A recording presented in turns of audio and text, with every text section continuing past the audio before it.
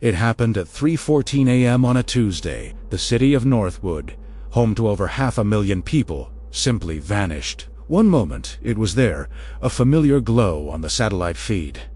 And the next, it was gone. In its place, a perfect replica shimmered into existence. Every building, every street lamp, every crack in the pavement was identical. But it was silent, utterly empty. No cars, no lights on in the apartments, no people. It was a ghost town born in a second.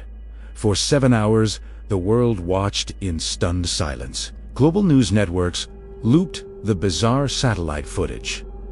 Was it a weapon? A natural phenomenon? An elaborate hoax? Scientists were baffled.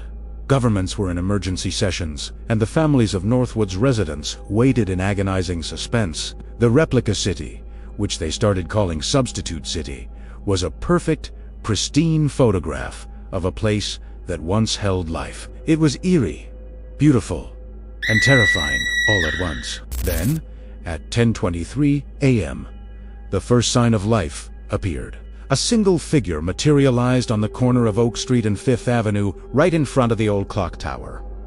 High-resolution drones zoomed in. It was a man, mid-40s, wearing a crumpled business suit and holding a briefcase. Facial recognition software worked frantically. His name was Arthur Finch.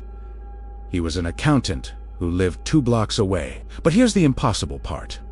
The real Arthur Finch was standing right there, with the military at the quarantine line 10 miles outside the city, watching himself appear on a monitor.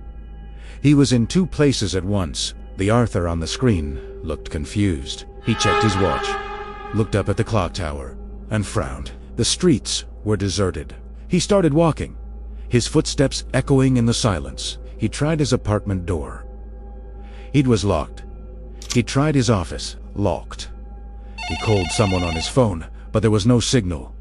Panic began to creep into his expression. He was alone, a castaway in his own hometown, back at the quarantine line.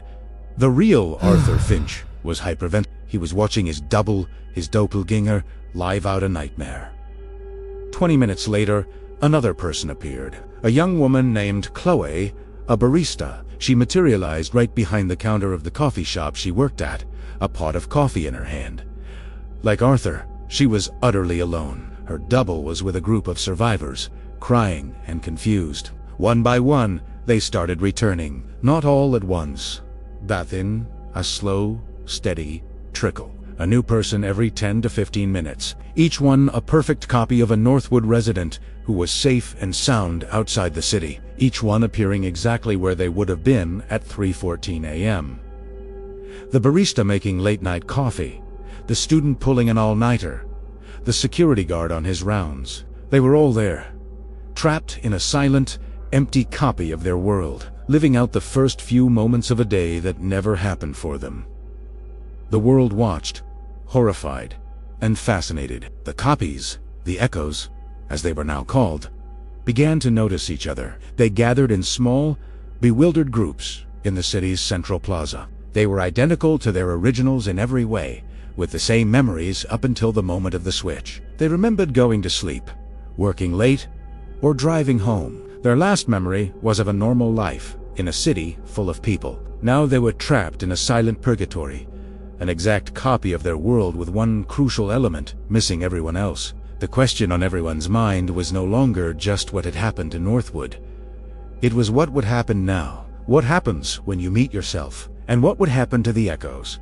The people left behind in the Substitute City. The story was just beginning.